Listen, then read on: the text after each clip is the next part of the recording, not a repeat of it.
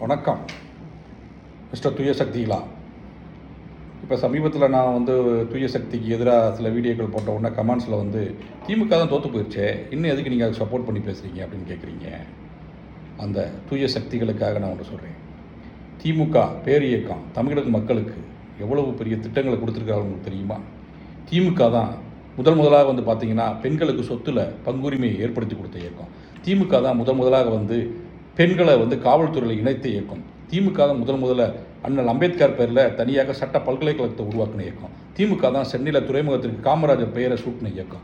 திமுக தான் தூத்துக்குடியில் தூத்துக்குடி துறைமுகத்துக்கு சுதந்திர போராட்ட தியாகி வஉசி ஐயாவோட பெயரை சூட்டின இயக்கம். திமுக தான் முதல்ல உழவர் சந்தையை கொடுத்த இயக்கம். திமுக தான் முதல்ல பிசி, எஸ்சி, எஸ்டி, பிசி, முஸ்லீம், அவங்க எம்பிசி அவங்களுக்குலாம் உள் இடஒதுக்கீடை ஏற்படுத்தி கொடுத்த இயக்கம் முதல்ல திமுக தான். திமுக தான் அவங்களுக்கு அரசு போக்குவரத்து, மினி பஸ்ஸு, 42 அணைகளை தமிழகத்திற்கு கட்டி கொடுத்த இயக்கம் இந்த திமுக தான். திமுகவில் நான் முதல்வன், தமிழ் புதல்வன், ஏழைகளுக்கு இலவச கல்வி, மகளிர்களுக்கு உதவித்தொகை, இன்று இது போன்ற பல்வேறு வகையான திட்டங்களை தமிழக மக்களுக்கு கொடுத்த இயக்கம் இந்த திமுக தான்.